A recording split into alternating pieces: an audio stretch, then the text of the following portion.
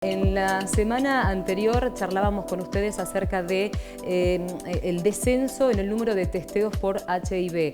Bueno, hablamos también y durante todo este tiempo que está durando esta pandemia, de otras pandemias que estaban detrás, de gente que no controlaba su diabetes, de gente que no controlaba su corazón y en este caso el HIV también. Por eso es que vamos a dialogar ya nomás con la doctora Laura Ulzurrum y a ella le vamos a preguntar, además de en principio darle los buenos días, se han aumentado en este tiempo de pandemia los casos de HIV, de sífilis y bueno, Laura, buenos días. La pregunta ya está sobre la mesa. Hola, ¿qué tal? Buen día, ¿cómo estás? Sí, la verdad que sí, que notamos que los casos han aumentado bastante. Si bien el año pasado notamos un poco menos de diagnóstico por el temor de la gente a acercarse a los hospitales, y bueno, porque uno también desde los centros de salud como que se abocó únicamente al coronavirus y pararon muchas campañas de testeo o situaciones, ¿no?, donde se aprovechaban para testear a la gente.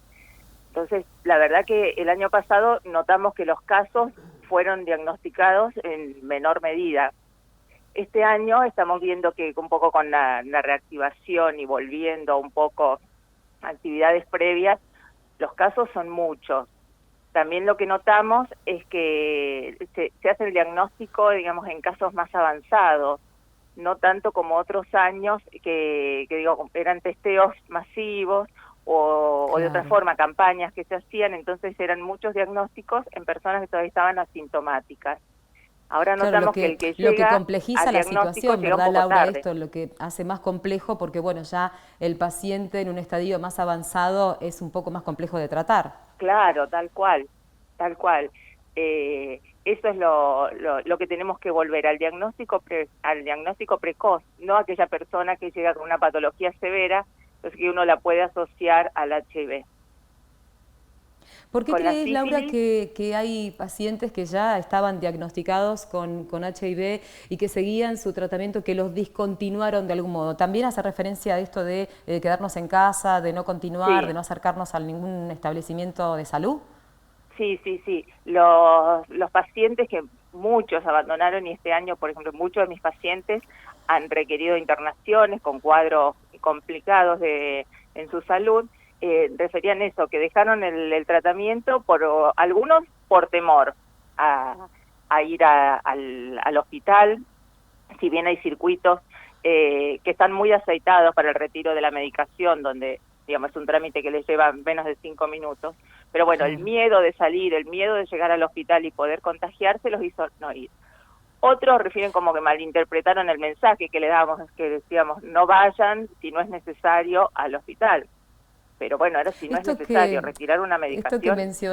Esto que mencionás, Laura, lo hemos visto en muchas otras patologías, ¿no? Esta cuestión de dejar el tratamiento, ¿cuándo? Dejar el tratamiento puede ser más grave que acercarse y correr el riesgo de contagiarse, en este caso de COVID, ¿no? Exacto, sí, es así.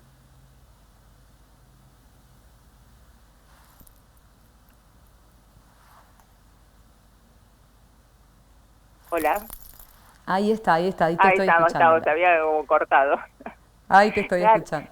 Laura, una última pregunta y por supuesto la recomendación de la gente que no deje de acercarse porque no pasa nada si uno tiene los recaudos necesarios. ¿Los casos de sífilis también aumentaron?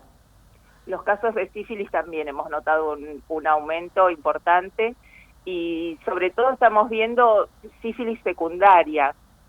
¿Esto qué quiere decir? Es un estadio que nos habla de que la infección ya lleva un tiempito, que cuando la infección es reciente, y nosotros hablamos de sífilis primaria, cuando aparece una primera lesión, que es la llaga en el área de contacto, que esa cura espontáneamente sin tratamiento, entonces la gente espera para ir por temor, por vergüenza, y eso se cura, y después hay, meses después, una segunda etapa donde hay, lo más común es una reacción cutánea tipo alergia, y bueno, y ahí cuando consultan, bueno, uno diagnostica una sífilis.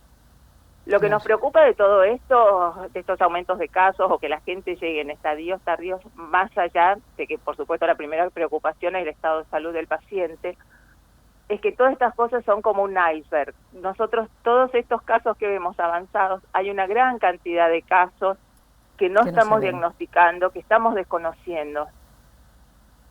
Claro, Entonces es muy importante el diagnóstico, no solo para el tratamiento, sino también para la prevención de nuevos casos.